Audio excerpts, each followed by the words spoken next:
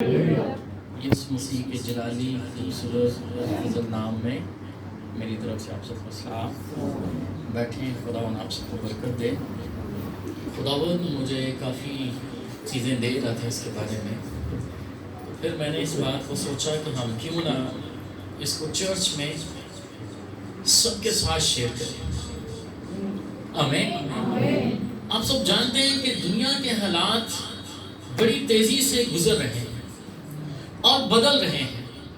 हालात इसलिए भी तेजी से बदल रहे हैं क्योंकि वक्त बहुत आखिरी जा रहा है, और हम खुदावन की शुक्रगुजारी इस बात के लिए करते हैं कि खुदा ने हमें इस आखिरी वक्त में चुना है ताकि हम मनादी भी करें और उसके नाम को जलाल भी दें। आमीन। सो बहुत सारी आपके इर्द गिर्द बहुत सारी अफवाहें भी हैं, बहुत सारी गलत तालीमात भी हैं, बहुत सारे गलत कॉन्सेप्ट भी हैं, इसलिए भी बहुत सारे लोग वर्गलाए जाते हैं। बहुत सारे लोग जो हैं इधर उधर सोचते हैं कि क्या होगा, कैसे होगा। दुनिया के अंदर हालात इस कदर बदल रहे हैं कि मुल्क पर मुल्क चढ़ाई कर रहा है, हर तरफ जो है वो खौफ का समा है। और जब हम देखते हैं कि ईरान जो है वो इसराइल के खिलाफ, इसराइल जो है वो ईरान के खिलाफ, और इस तरह की बहुत सारी और डेवलपमेंट्स जो हैं वो दुनिया के अंदर हो रही हैं, तो इसके बारे में खुदा का कलाम हमें क्या सिखाता है, खुदा का कलाम इस आखिरी वक्त में हमारे लिए क्या है, और किस तरह से हम इस कलाम को अपनी जिंदगी में ले सकते हैं, और किस तरह से आज के इस दौर को खुदा के कलाम में से देख सकते हैं। इसलिए आज जो बात मैं आपके सामने रखूंगा वो है मुखालफे मसीह और यरूशलेम की हैकल। मुखालफे मसीह और यरूशलेम की हैकल, इसके अंदर हम मुख्तलिफ बातों को सीखने की कोशिश करेंगे। आए मेरे साथ खुदा के कलाम में से निकालें मुकद्दस लूका तबीब की मार्फत लिखवाया गया इंजीली बयान, उसका 21 बाब और उसकी 20 आयत से लेकर 24 आयत तक। मुकद्दस लूका तबीब की मार्फत लिखवाया गया इंजीली बयान, उसका 21 बाब और उसकी 20 से 24 आयत। सो हमारा टॉपिक रहेगा मुखालफे मसीह और यरूशलेम की हैकल। लिखा है खुदा के कलाम में, फिर जब तुम यरूशलेम को फौजों से घिरा हुआ देखो तो जान लेना कि उसका उजड़ जाना नजदीक है। उस वक्त जो यहूदिया में हो पहाड़ों पर भाग जाएं, और जो यरूशलेम के अंदर हो बाहर निकल जाएं, और जो देहात में हो शहर में ना जाए, क्योंकि ये इंतकाम के दिन होंगे जिनमें सब बातें जो लिखी हैं पूरी हो जाएंगी। उन पर अफसोस है जो उन दिनों में हामला हो और जो दूध पिलाती हो, क्योंकि मुल्क में बड़ी मुसीबत और इस कौम पर गजब होगा, और वो तलवार का लुकमा हो जाएंगे और असीर होकर सब कौमों में पहुंचाए जाएंगे। और जब तक गैर कौमों की मियाद पूरी ना हो यरूशलेम गैर कौमों से पुमाल होता रहेगा। खुदा के कलाम के पढ़े और सुने जाने पर खुदावत की बरकत हो। लिखा है फिर जब तुम यरूशलेम को फौजों से गिरा हुआ देखो तो जान लेना, क्या जान लेना कि उसका उजड़ जाना नजदीक है। इससे भी ये भी जान लेना कि उसका उजड़ जाना नजदीक है, और ये भी जान लेना कि खुदावंद यीशु मसीह की आमद भी नजदीक है। सो जिस तरह यीशु की आमद सानी के साथ साथ मुखालफे मसीह को जानना बहुत जरूरी है कि मुखालफे मसीह जो है यीशु मसीह से पहले उसने आना है, उसने आना है। इसलिए इससे पहले कि हम यरूशलेम की तरफ नजर करें, इससे पहले कि हम फलस्तीन की तरफ नजर करें, इससे पहले कि हम इजराइल की तरफ नजर करें, हमें खुदा के कलाम पर नजर करने की जरूरत है कि खुदा का कलाम इन सारे हालात में हमें क्या सिखाता है। इसी तरह मुखालफे मसीह के साथ यरूशलेम की हैकल के बारे में सीखना बहुत जरूरी है। यरूशलेम में हैकल की तमीर नौ और मुखालफे मसीह के ज़हूर को अलग नहीं किया जा सकता। हम इन दोनों बातों को अलग नहीं कर सकते हैं। हालात बड़ी तेजी से बदल रहे हैं। इजराइल जो है वो बड़ी तेजी के साथ अपने कामों को पाए तकमील तक पहुंचा रहा है। اور دوسری قومیں بھی اس کے خلاف جو ہیں وہ سارے کام اپنی پائے تکمیل تک پہنچانے کی کوشش کر رہے ہیں. ان سارے حالات میں مسیحیوں کے لیے کیا پیغام ہے؟ مسیحیوں کے لیے گڈ نیوز یہ ہے کہ جب تم ان ساری باتوں کو ہوتے ہوئے دیکھو تو تم یاد رکھنا کہ تمہارا خداوند جلد آنے والا ہے. تمہارا خداوند تجھے لینے کے لیے جلد آنے والا ہے. اس لیے یروشلم میں ہیکل کی تعمیر نو اور مخالف مسیح کے ظہور کو ہم الگ نہیں کر سکتے ہیں، کیونکہ ان دونوں باتوں کا آپس میں بہت گہرا تعلق ہے. مخالف مسیح یروشلم میں ہیکل کے مقام پر اپنا مذہبی اور سیاسی کردار ادا کرے گا. یاد رکھیں بہت جلد مخالف مسیح ظاہر ہونے والے ہیں اور مخالف مسیح یروشلم کے اندر ہیکل بھی تعمیر کروائے گا اور اس ہیکل کے اندر اپنا مجسمہ بھی لگائے گا اور وہ وہاں پر اعلان کرے گا کہ میں مسیح ہوں. اور یہودی لوگ اسی کا انتظار کر رہے ہیں. ہم جس کو مخالف مسیح کہتے ہیں وہ اس کو مسیح کہتے ہیں. وہ کہتے ہیں وہ مسیح آئے گا اور وہ ہمیں ہیکل دوبارہ سے لے کر دے گا اور ہمارے لیے دوبارہ سے ہیکل تعمیر کروائے گا اور ہم سب مل کر وہاں پر یہوہ خدا کی عبادت کریں گے. اس لیے میرے عزیز ان ساری باتوں کا جاننا بہت ضروری ہے. ابتدائی کلیسیا کے لیے رہنما ایلونائس 120 اور 203 مسیح میں یعنی عیسوی میں دوسرا تسلیکیوں 2:4 کے اندر ایک بڑی زبردست بات ہمیں سکھاتا ہے. دوسرا تسلیکیوں 2 باب اور اس کی 4 آیت کے اندر لکھا ہے جو مخالفت کرتا ہے اور ہر ایک سے جو خدا یا معبود کہلاتا ہے اپنے آپ کو بڑا ٹھہراتا ہے. جو مخالفت کرتا ہے وہ ہر ایک سے جو خدا یا معبود کہلاتا ہے یعنی خدا سے بھی وہ اپنے آپ کو بڑا کہلاتا ہے، یہاں تک کہ وہ خدا کے مقدس میں بیٹھ کر اپنے آپ کو خدا ظاہر کرے گا. یعنی اس مقدس ہیکل کو تعمیر کر کے اس کے اندر بیٹھ کر وہ اس بات کا اعلان کر دے گا کہ میں مسیح ہوں. وہ اس بات کا اعلان کر دے گا کہ میں خدا ہوں. وہ اس بات کا اعلان کر دے گا کہ جس کا تم انتظار کر رہے تھے وہ میں ہوں. اس لیے خدا کے لوگوں یہ آیت وضاحت کرتی ہے کہ خدا کی مرضی پورے ہونے کے لیے ضروری ہے کہ یروشلم کی ہیکل اپنی جگہ پر تعمیر ہو. یہ تو اٹل بات ہے. اس بات کو تمام بڑے ادیان مسیحی اور مسلم اور یہودی اس ساری بات کو سمجھتے ہیں کہ آخری وقت کے اندر ہیکل جو ہے وہ دوبارہ تعمیر ہونی ہے.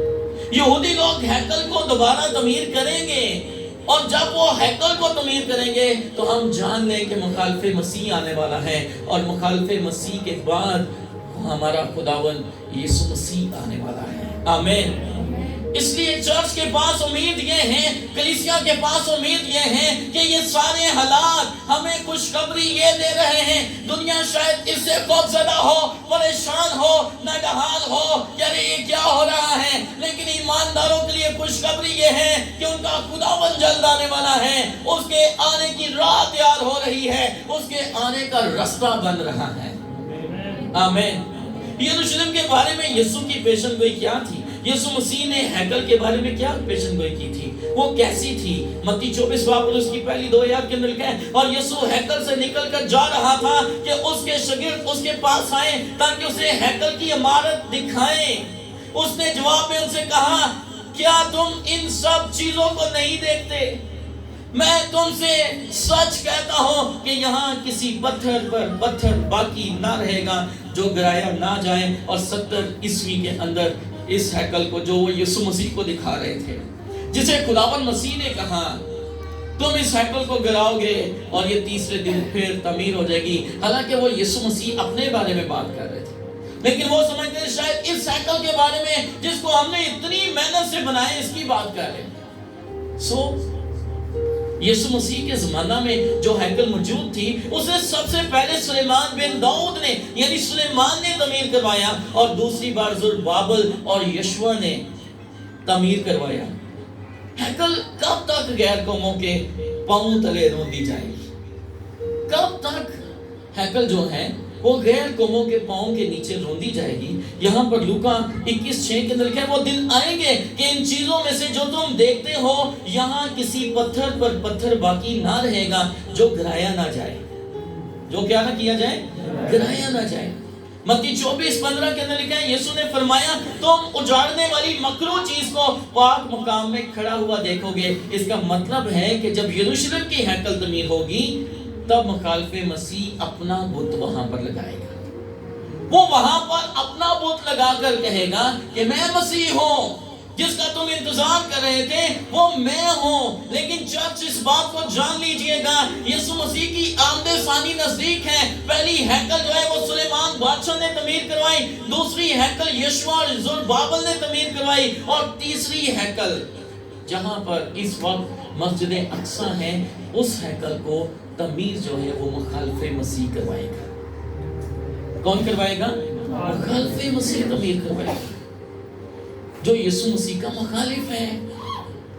یروشلم کی اس سے پہلے کہ میں مخالف مسیح کی طرف آگے بڑھوں، آئے ہم تھوڑا وقت یروشلم کی تاریخ کے بارے میں بات کرتے ہیں کہ یروشلم کی تاریخ کیا ہے. ہمیں یروشلم کی تاریخ کا بغور مطالعہ کرنا چاہیے. یروشلم کے بارے میں اچھی طرح جاننے کے لیے وہاں کی سرزمین اور باشندوں اور ہیکل سے نسبت رکھنے والے تمام لوگوں کو جاننے کی ضرورت ہے.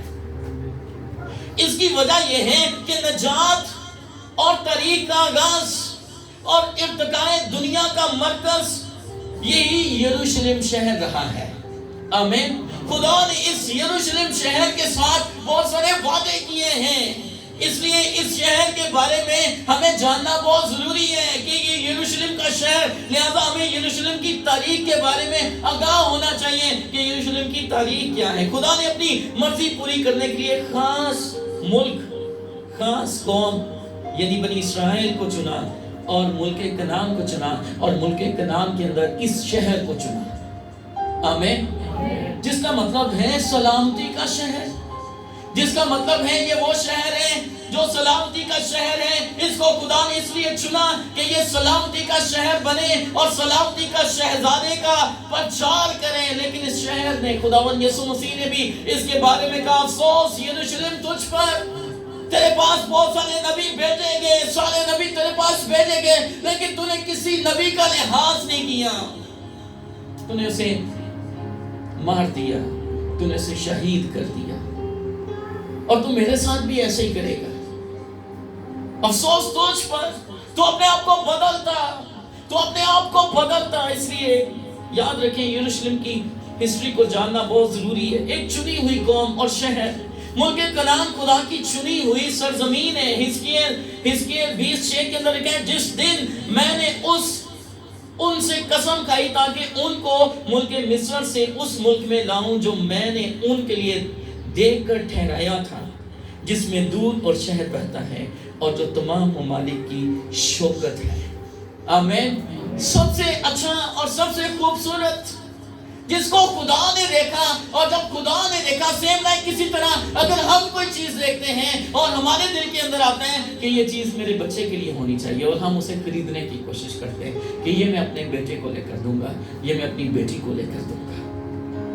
خدا نے بھی جب اس جگہ کو دیکھا تو خدا نے کہا یہ میں اپنی قوم کو دوں گا، یہ میں اپنے لوگوں کو دوں گا جن کو میں نے چنا ہے، جن سے میں پیار کرتا ہوں. استثناء 6:7 کے اندر لکھا ہے کیونکہ تو خداوند اپنے خدا کے لیے ایک مقدس قوم ہے. خداوند تیرے خدا نے تجھ کو روئے زمین کی سب قوموں میں سے چن لیا ہے تاکہ اس کی خاص امت ٹھہرے. آمین. خدا نے قوم بنی اسرائیل کو چنا، ساری قوموں میں سے چنا تاکہ وہ خدا کی خاص امت ٹھہرے. لیکن اس نے لاڈلے ہونے کو، اس نے اس بات کو حقیر جانا کہ خدا نے ہمیں اپنی بادشاہی کے لیے، ہمیں اپنی خدمت کے لیے چنا ہے. خروج 6:19 کے اندر لکھا اور تم میرے لیے کاہنوں کی ایک مملکت اور ایک مقدس قوم ہوں گے، اور انہی باتوں کو تو بنی اسرائیل کو سنا دینا. آمین. میرے عزیز یہاں پر اگر ہم آگے بڑھتے ہیں تو ہمیں اس شہر میں خدا کی عبادت کے لیے پاک ہیکل بنائی گئی. پہلا سلاطین اس کے 3:9 کے اندر لکھا ہے اور خداوند نے اس سے کہا میں نے تیری دعا اور مناجات جو تو نے میرے حضور کی ہیں سن لی، اور اس گھر میں جسے تو نے بنایا ہے اپنا نام ہمیشہ تک قائم رکھنے کے لیے میں نے اسے مقدس کیا، اور میری آنکھیں اور میرا دل سدا وہیں لگے رہیں گے.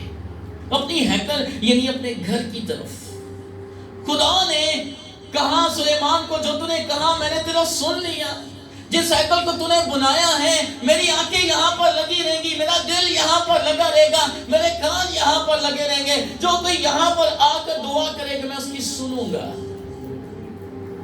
لیکن قوم بنی اسرائیل نے اس ہیکل کی بھی کوئی پرواہ نہیں کی۔ جب بھی حملے ہوئے سب سے پہلے اسی ہیکل کے اوپر حملے ہوئے، اسی ہیکل کو گرانے کی کوشش کی گئی۔ خدا نے انسان کی نجات کا منصوبہ پورا کرنے کے لیے اس سرزمین پر ہیکل تعمیر کروائی۔ یروشلم اور ہیکل کے ذریعے خدا اپنی مرضی پوری کرنا چاہتا ہے۔ جب ہم لوکا 24 اس کی 47 آیت پڑھتے ہیں، دیکھیں، اور یروشلم سے شروع کر کے سب قوموں میں توبہ اور گناہوں کی معافی کی منادی اس کے نام سے کی جائے گی۔ خدا نے منادی بھی یروشلم سے شروع کروائی کہ جب تمہیں قوت کا لباس ملے گا تو سب سے پہلے تم یروشلم میں، پھر یہودیہ میں، پھر سامریہ میں اور پھر دنیا کے انتہا تک۔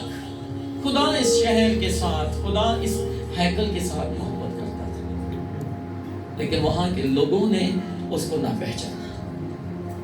وہاں کے لوگوں نے اس بڑے آنر کو نہ پہچانا۔ چنانچہ دنیا کی تاریخ میں ہیکل اور یروشلم خدا کی مرضی پوری کرنے کے لیے اہم جگہ ہیں۔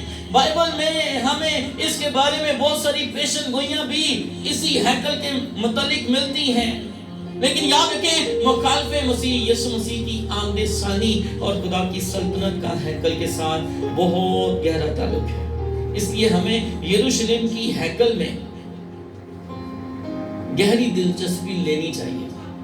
جو حالات ادھر ادھر ہم دیکھ رہے ہیں کہ حالات کافی زیادہ خراب ہو رہے ہیں، تو ہماری نظر ان حالات کی طرف ہونی چاہیے۔ آگے جا کر میں کلام مقدس میں سے بھی آپ کو بتاؤں گا کہ خدا کا کلام بھی کہتا ہے کہ جب تم اس طرح کے حالات دیکھو تو گہری نظر رکھنا، اس لیے کہ تمہارا مسیح جلد آنے والا ہوگا، تمہارا خداوند جلد ظاہر ہونے والا ہوگا۔ اس لیے ان حالات کے اوپر ہمیں گہری نظر رکھنے کی ضرورت ہے۔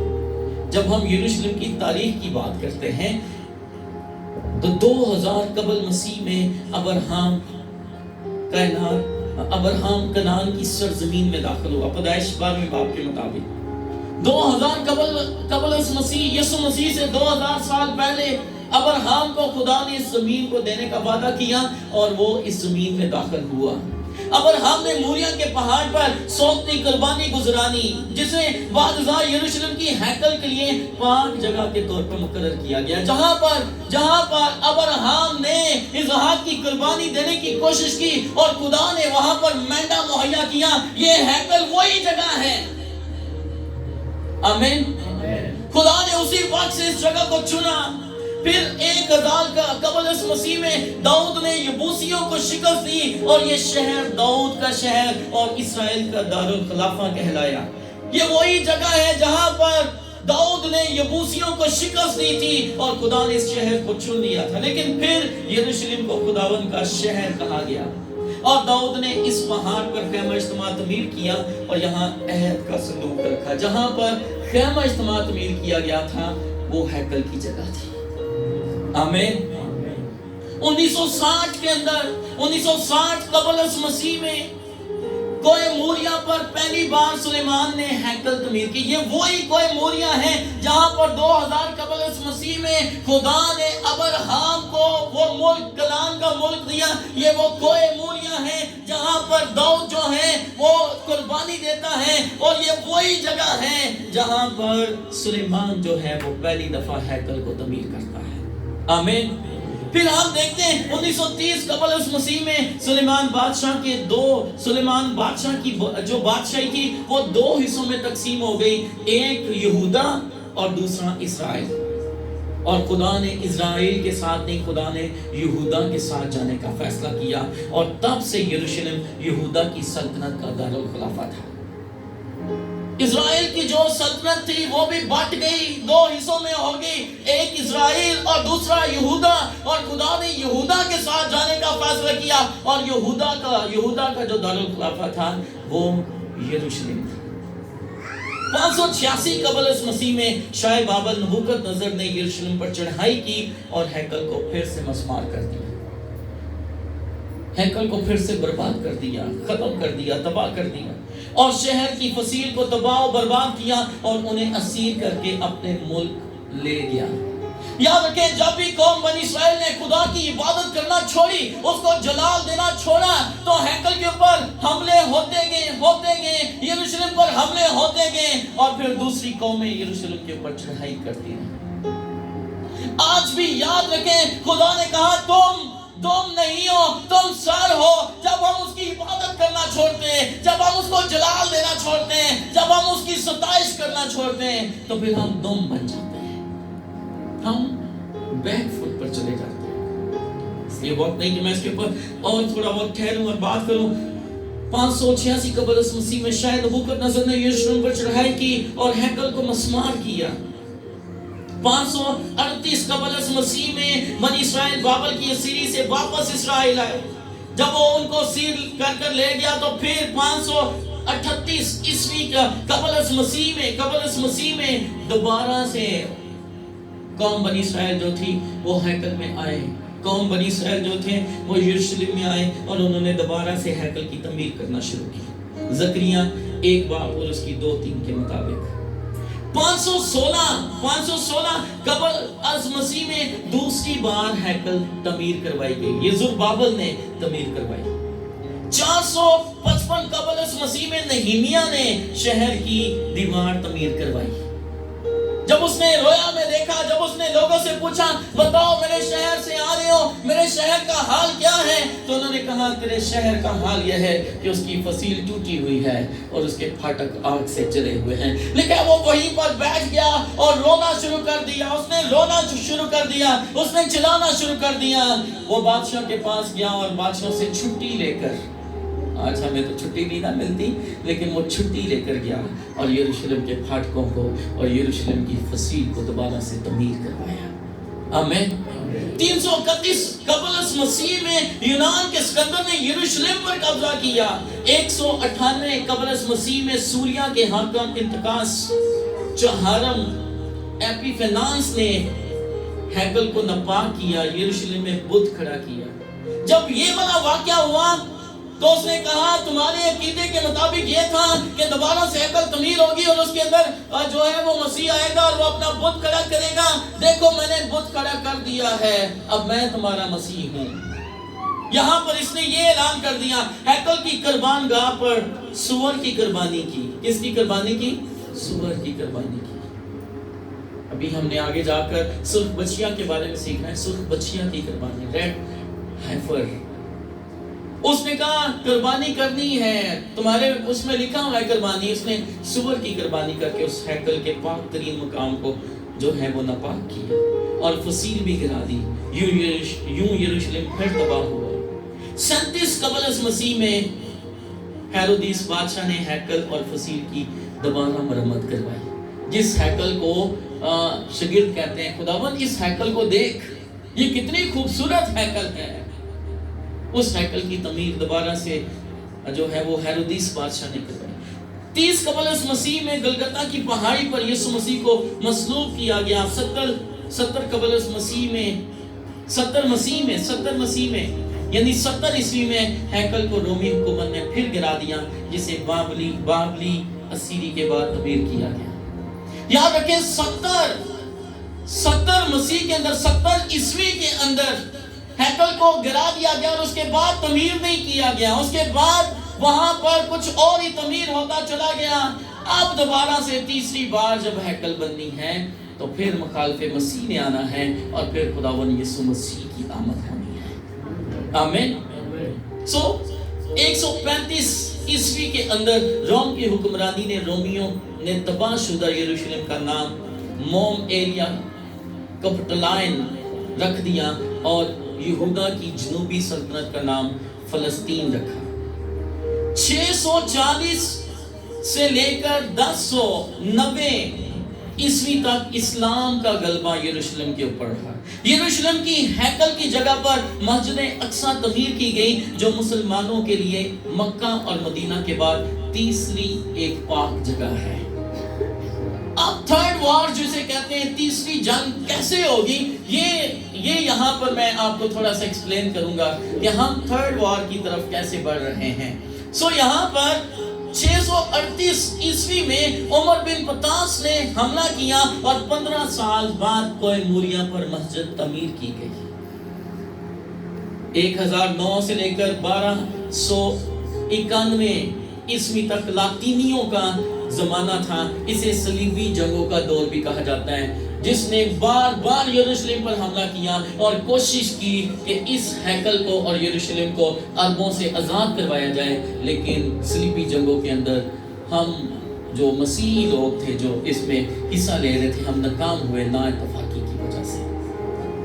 پھر 1250 اور 1517 عیسوی کے اندر ترکی نے اس خطے کے اوپر حکمرانی کی اور ترکی کے صلاح الدین نے حکمرانی کی، اور پھر 1517 سے لے کر 1917 تک ترکیوں کا دور رہا، جسے یروشلم کی موجودہ دیوار تعمیر کی گئی، جسے دیوار گریازاری کہتے ہیں، جہاں پر قوم بنی اسرائیل جا کر جو ہے وہ روتے ہیں اور اعلان کرتے ہیں کہ ایک دن خدا تو ضرور ہمیں یہ ہیکل واپس کرے گا۔ 1917 سے لے کر 1947 کا جو وقت ہے، یہ بہت اہم وقت ہے۔ اس سارے وقت کے اندر برطانیہ نے تقریباً آدھی دنیا کے اوپر حکمرانی کی، اور اس خطے کے اوپر بھی برطانیہ کا راج ہوا، اور برطانیہ نے 9 دسمبر 1917 کو برطانوی جنرل ایلبینی یروشلم میں داخل ہوا۔ یوں سارا ملک 30 سال تک برطانیہ کے ماتحت رہا۔ اس دور کے اندر قوم بنی اسرائیل کو اکٹھا کرنا شروع کر دیا گیا۔ وہ جہاں پر بھی تتر بتر ہوئے تھے، جہاں پر بھی گئے ہوئے تھے، وہ سارے اکٹھے ہونا شروع ہوئے، اور 14 مئی 1948 کو اسرائیل کی خود مختاری یعنی برطانیہ کی حکومت سے آزادی ملی، اور اسرائیل نے تقریباً 6,50,000 افراد پر مشتمل اسرائیل کی ریاست کا اعلان ہوا۔ اسرائیل ایک آزاد ملک کی صورت میں دنیا کے نقشے پر آ گیا، کیونکہ خدا نے بائبل مقدس کے اندر وعدہ کیا تھا کہ تو جہاں پر بھی ہوگا میں تجھے پھر سے اکٹھا کروں گا اور پھر سے اس جگہ پر بھیجوں گا۔ اور کتنا عرصہ لگا ہے، تقریباً 1800 سال۔ 70 عیسوی سے شروع کریں آپ، 70 عیسوی سے لے کر قوم بنی اسرائیل تتر بتر رہے، کوئی کہیں پر کوئی کہیں پر، اور پھر یہاں پر 1948 کے اندر یہ اکٹھے ہوئے ہیں۔ اس وقت مغربی یروشلم پر اسرائیل کی حکومت ہے، اور مشرقی یروشلم جہاں ہیکل ہے یردن کی حکومت کے ماتحت ہے۔ 1967 کے اندر 6 دن کی جنگ ہوئی، جہاں پر مخالفین اسرائیل کے مقابل تعداد میں 30 گنا زیادہ تھے، لیکن ایک مقابلہ میں 30 افراد، لیکن پھر بھی اسرائیل نے فتح پائی۔ اس فتح میں اس نے دریائے یردن کا مغربی حصہ بھی، جہاں پر مشرقی یروشلم ہے، اپنی طرف کر لیا، اور ایک گولن ہائٹس ایک جگہ کا نام ہے، ایک پہاڑی کا نام ہے، اس کو بھی اپنے قبضہ میں کر لیا۔ 1980 میں اسرائیل نے اعلان کیا کہ مشرقی اور مغربی یروشلم ہمیشہ اسرائیل کا دارالخلافہ رہے گا۔ اسرائیل نے اس وقت میں اعلان کر دیا کہ جو یروشلم ہے وہ ہمارا دارالخلافہ ہوگا، اور جب سے اس بات کا اعلان ہوا ہے، اسی وقت سے اس بات کا بھی اعلان ہونے لگا کہ اب یسوع مسیح کی آمد جو ہے وہ بہت قریب ہے، کیونکہ جب قوم بنی اسرائیل نے یہ اعلان کر دیا ہے تو اب وہ ہیکل تعمیر کرنے کا اعلان کریں گے، اور جب وہ ہیکل تعمیر کرنے کا اعلان کریں گے، جب ہیکل تعمیر کریں گے تو وہاں پر مخالف مسیح ظاہر ہوگا، اور جب مخالف مسیح ظاہر ہوگا تو پھر اس کے بعد یسوع مسیح آئے گا۔ آمین۔ اب تک بنی اسرائیل میں ہیکل تعمیر کرنے کے لیے تیاری کی ہے اور کر رہے ہیں۔ تعمیر کے لیے سب چیزیں موجود ہیں۔ کاہنوں کی تربیت کے لیے یروشلم کے اندر انہوں نے ایک مدرسہ بنایا ہے، جہاں پر وہ کاہنوں کی جو ہے وہ تربیت کا کام کر رہے ہیں، کاہنوں کی تربیت کر رہے ہیں۔ آج اسرائیل پوری دنیا کا مرکز بنا ہوا ہے۔ آپ دیکھیں ایران نے اسرائیل پر حملہ کیا، جواب میں اسرائیل ایران کے اوپر حملہ، دنیا جو ہے وہ بٹ چکی ہے، ہم دنیا کی تباہی کی طرف بڑھ رہے ہیں۔ یہ سارے حالات مل کر یسوع مسیح کی آمد کی تیاری کر رہے ہیں۔ یاد رکھیں دنیا کے اندر 3 بڑے مذاہب جو ہیں ان کے درمیان آپس میں کشیدگی شروع ہونے والی ہے، جس کے بارے میں متی کی انجیل اس کا 24واں باب آخری وقت کی جو نشاندہی کر رہا ہے، یہ وہ وقت شروع ہو رہا ہے۔ اب جو ریڈ ہائفر ہے، یعنی سرخ گائے یا سرخ بچیاں، اس کے بارے میں ایک تھوڑا سا میں آپ کے ساتھ شیئر کر کے پھر میں آمین کی طرف آگے بڑھوں گا۔ اسرائیل کیوں سرخ بچیاں قربان کرنے جا رہا ہے؟ آپ نے مختلف جگہ پر سوشل میڈیا میں یہ سرخ بچیاں کا ذکر سنا ہوگا۔ یہ سرخ گائے جو ہے جس کو وہ ذبح کرنا چاہتے ہیں، بچڑا جس کو وہ ذبح کرنا چاہتے ہیں، اس کے بارے میں تھوڑا وقت ہم بات کریں گے۔ اس کی قربانی سے دنیا کے حالات کیسے بدلیں گے؟ تیسری جنگ شروع ہونے والی ہے۔ یہ قربانی اسی مہینے قوم بنی اسرائیل نے کیا کیا ہے؟ اس ریڈ گائے کو یا ریڈ ہائفر کو وہ ڈھونڈتے رہے۔ کافی سالوں سے وہ اس جانور کی تلاش میں تھے، وہ اس جانور کی تلاش کر رہے تھے کہ کوئی ایسا جانور جس کے بارے میں کلام مقدس کے اندر لکھا ہے کہ وہ پوری کی پوری ریڈ ہو، اس کے جو کھور ہیں وہ بھی ریڈ ہوں، ایک بال بھی جو ہیں، سنیں کلام سنیں غور کریں، وہ پوری کی پوری جو ہے وہ ریڈ ہو، اس کا کوئی بال بھی کالا یا سفید نہ ہو، وہ پوری کی پوری ریڈ ہو۔ اس کے بارے میں جو ہے ہم دیکھتے ہیں خدا کے کلام میں۔ 70 عیسوی میں اس ہیکل کو گرا دیا گیا اور یہودی پوری دنیا میں تتر بتر ہو گئے۔ 1878 سال کے بعد 1947 میں خدا نے اسرائیل کو دوبارہ سے قائم کیا۔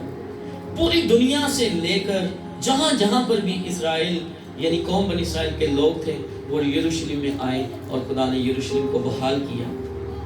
اب ریڈ ہائفر یا سرخ بچیاں کی قربانی سے پہلے، اس سے پہلے کہ اسے کوئی قربان کرے، اسے قربان کرنے کے لیے کاہن کی ضرورت ہے، اور اس لیے انہوں نے کاہنوں کی ایک جماعت بنائی۔ یہودیوں نے 13 اکتوبر 2004 یہودیوں نے شرعی عدالت بنائی، جہاں پر 71 علماء کی کونسل جو ہے انہوں نے بنائی، تاکہ اس ریڈ ہائفر کو یا سرخ بچیا کو جو ہے وہ قربان کرنے کے لیے کاہن تیار کیے جائیں۔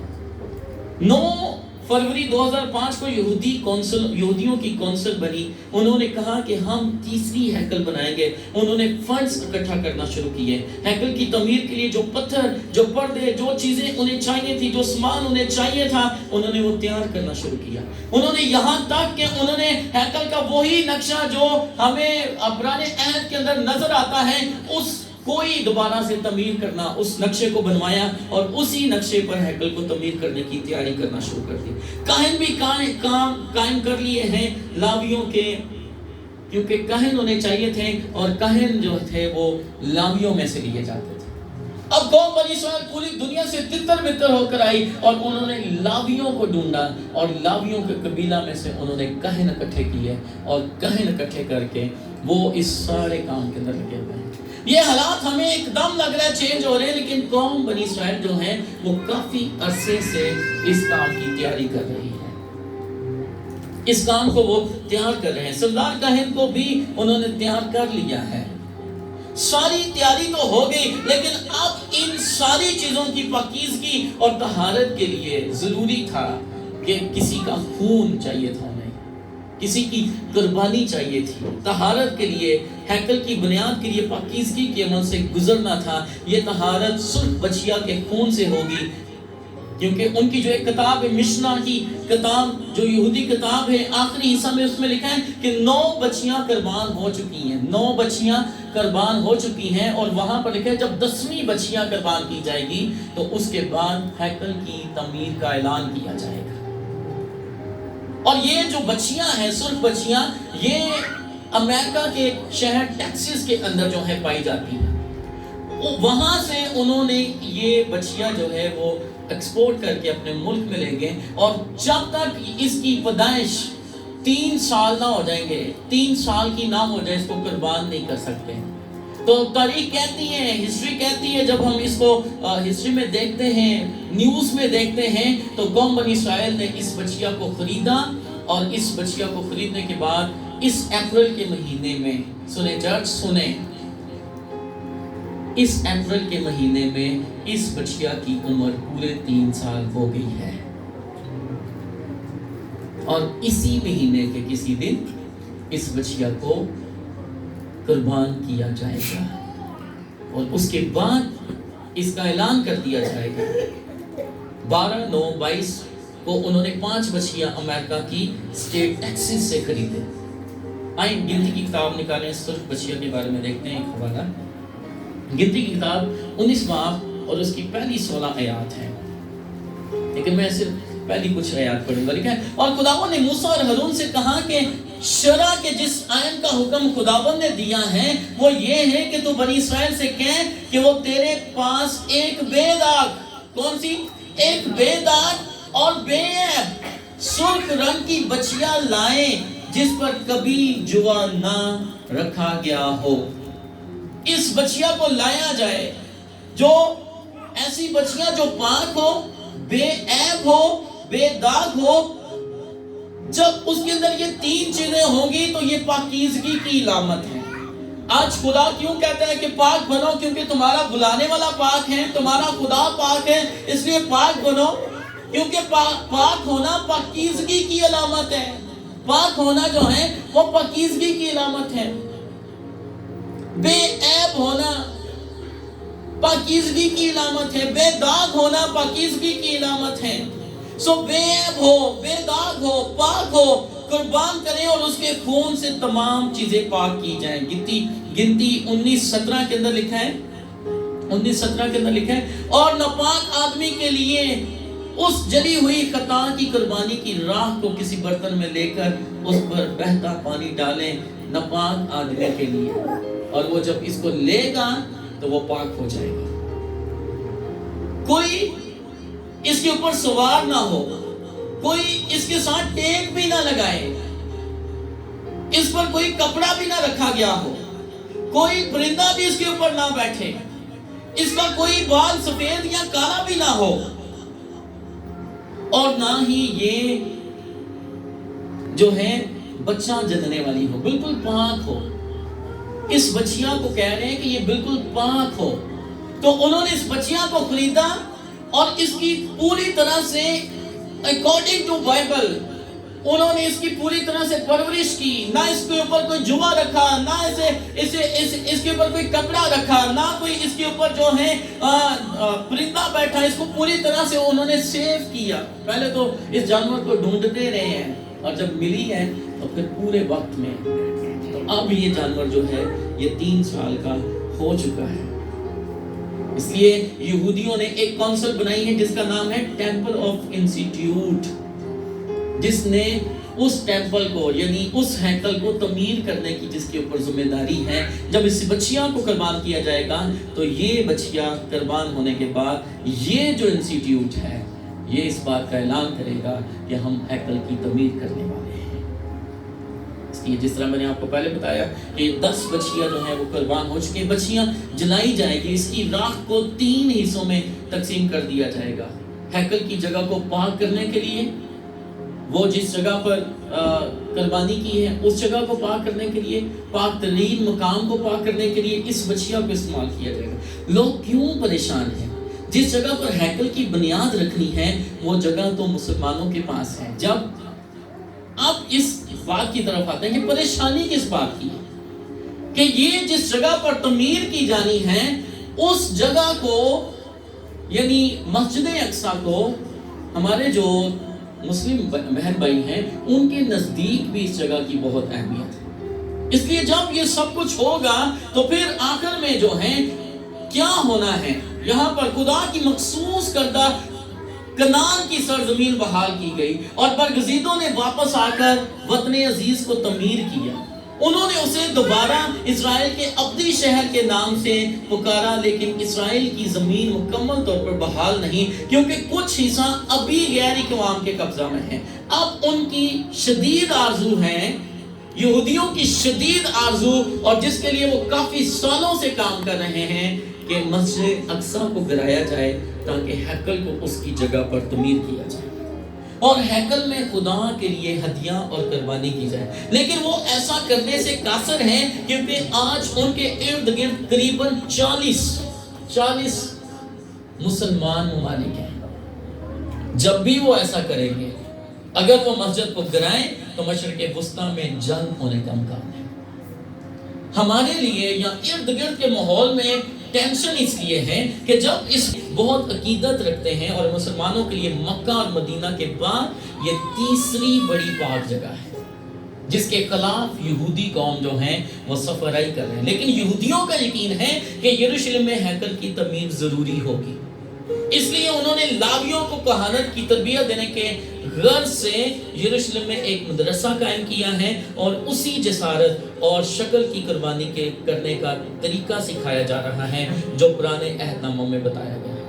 अब खास बात जो मैं आपको बताना चाहता हूँ वो ये है, जो कोई यरूशलेम में हैकल की तमीर करेगा उसे बनी इसराइल मसीहा मानेंगे, वो समझेंगे कि ये मसीहा है। जब यीशु मसीह भी यरूशलेम में गए और हैकल की उन्होंने देखा कि हैकल के अंदर बाजार घर में और एक कोड़ा लगाया, कोड़ा बनाया और लोगों को लगाना शुरू किया और लोगों को भगाना शुरू किया, लोगों को निकालना शुरू किया, तो फिर लोगों ने समझा कि यही मसीह है, ये इस हैकल को जो है वो दोबारा से बहाल करेगा, ये इस हैकल को जो है वो दोबारा से बहाल करेगा। इसीलिए तो वो उससे पहले नारा लगाते रहे। क्या नारा लगाते रहे? मुबारक है वो जो खुदा के नाम से आता है। उन्होंने खजूर की डालियों के साथ उसका इस्तकबाल किया कि यही हमारा बादशाह है। लेकिन जब उसने ये कहा कि मैं इस दुनिया का बादशाह नहीं, मैं तो आसमान और ज़मीन का बादशाह, आमीन, मैं तो गधे के ऊपर बैठकर सुलह का ऐलान करने आया, आमीन। इसलिए वो गुस्से में आ गया और उन्होंने कहा इसको सलीब दो, हमें ये बादशाह नहीं चाहिए। इसलिए वो फिर ऐसे बादशाह का इंतजार कर रहे थे। इतने सालों में वो ऐसे बादशाह का इंतजार कर रहे थे जो आए और यरूशलेम के ऊपर जो है वो पूरा कंट्रोल हासिल करे और फिर जो है वो इस बात को देखे कि यरूशलेम के अंदर जो हैकल है उसको दोबारा से तमीर किया जाए। लेकिन हम ख्याल करते हैं कि अब यरूशलेम की हैकल की तमीर करने वाला मुखालिफ मसीह होगा। गौर करें, मशरिक़ वस्ता का अमन अजलास कोशा रहता है लेकिन कामयाब नहीं होता। मशरिक़ वस्ता में अमन मुखालिफ मसीह के जाहिर होने के बाद होगा। याद रखें कि अब अमन की कोशिश हम कर लें, अमन की कोई बात नहीं है, क्योंकि कलाम का आखिरी वक्त जा रहा है, आमीन। हालात आखिरत की तरफ जा रहे हैं। अकॉर्डिंग टू बाइबल हालात जो हैं वो हमें यीशु मसीह की दूसरी आमद के बारे में बता रहे हैं कि यीशु मसीह आने वाला है। इसलिए चर्च इन सारे हालात पर गौर करते हुए हमें अपनी मुनादी को तेज करने की जरूरत है, हमें अपने आप को ईमान में मजबूत करने की जरूरत है, हमें अपने आप को हर तरह के हालात से दोचार होने के लिए तैयार रहने की जरूरत है। इसलिए कि खुदावंद मसीह ने पहले से बता दिया था कि जब मैं आऊंगा लोग तुम्हें सताएंगे, लोग तुम्हें मारेंगे, लोग तुम्हारे ऊपर मुख्तलिफ तरह के इल्जाम लगाएंगे, लोग तुम्हें जो है वो तुम्हारी इस्लाह को पामाल करने की कोशिश करेंगे, क्योंकि आखिरत में ये सारा कुछ होना है। लेकिन चर्च ने ईमान में मजबूत होना है, चर्च ने ईमान में कायम होना है। तमाम यरूशलेम इस्राएल के कब्जा में होगा, बाकी काम सिर्फ यरूशलेम की हैकल की तमीर है। ये सब कुछ बहुत जल्द होगा। अगर आप अपनी ज़िंदगी में हैकल को तमीर होते हुए देखें तो जान लें कि यीशु मसीह की आमद नज़दीक है, आमीन। जान लें कि यीशु मसीह जल्द आने वाले। लूका 21:28 के मुताबिक, और जब ये बातें होने लगे तो सीधे होकर सर ऊपर उठाना। जब ये बातें होने लगे तो क्या करना? सीधे होकर सर ऊपर उठाना, इसलिए कि तुम्हारी मखलसी का दिन नजदीक होगा। तुम्हारी मखलसी नजदीक होगी। तुम्हारा नजात देने वाला, जिसके लिए तुमने दुख सहे, जिसके लिए तुमने बर्दाश्त किया, जिसके लिए तुम्हारे ऊपर प्रोसिक्यूशन हुई, जिसके लिए तुमने सारी बातों को बर्दाश्त किया, अपने सर को ऊपर उठाना और शुक्र करना, क्योंकि तेरा मखलसी देने वाला आ रहा है, आमीन। लूका 21:31 के मुताबिक लिखा है, इसी तरह जब तुम इन बातों को होते देखो तो जान लो, क्या जान लो, कि खुदा की बादशाही नजदीक है। ہو رہے ہیں تو شکر گزاری کرو کہ خداوند یسوع مسیح جلد آ رہا ہے، اپنی دلہن کو لینے کے لیے آ رہا ہے، اپنے لوگوں کو لینے کے لیے آ رہا ہے۔ وہ دلہن جب کافی سالوں سے انتظار کرتی رہی، دکھ اٹھاتی رہی، پریشان ہوتی رہی، کچھ مر گئے، کچھ شہید ہو گئے، کچھ چلے گئے، لیکن اب خدا نے آپ کو شاید اس لیے رکھا ہے، لکھا ہے، اور جب یہ باتیں ہونے لگے تو سیدھے ہو کر سر اوپر اٹھانا، سیدھے ہو کر سر اوپر اٹھانا، کیونکہ تیرا خداوند اوپر سے آئے گا، تیرا منجی اوپر سے آئے گا، تیری مدد نیچے سے نہیں ہوگی، تیری مدد ارد گرد سے نہیں ہوگی، تیری مدد تجھے چھڑانے والا، تجھے ساتھ لے کر جانے والا اوپر سے آئے گا۔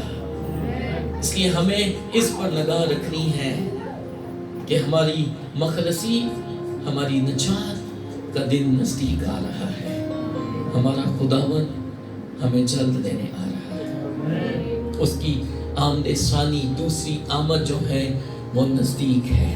آمین۔ ان سارے حالات میں چرچ گھبرا نہ جائیے گا، چرچ پریشان نہ ہو جائیے گا، بلکہ لکھا ہے جب تم ان دنوں کو نزدیک ہوتے ہوئے دیکھو تو بیدار ہو جانا، اپنے آپ کو خدا کی حضوری میں اور گہرے طور پر دے دینا، اور اپنے آپ کو خدا کے حضور جھکا دینا، تاکہ خداوند کی آمد جلد ہو۔ آمین۔ تاکہ کلیسیا خداوند آپ کو جلد لینے آئے۔ اس لیے ساری چیزیں آخرت کی طرف جا رہی ہیں، ساری چیزیں ختم ہونے کی طرف جا رہی ہیں، لیکن چرچ آسمان پر جانے کے لیے تیار ہو رہا ہے۔ آمین۔ ساری چیزیں ختم ہونے کی طرف ہیں، لیکن چرچ آسمان کی طرف جانے کے لیے تیار ہو رہا ہے۔ چرچ جو ہے وہ مسیح کا استقبال کرنے کے لیے تیار ہو رہا ہے۔ چرچ جو ہے وہ اس دوسری آمد کے لیے اپنے آپ کو تیار کر رہا ہے کہ خداوند ہم تیری دوسری آمد کے لیے تیار ہیں، تو آ اور ہمیں اپنے ساتھ لے جا۔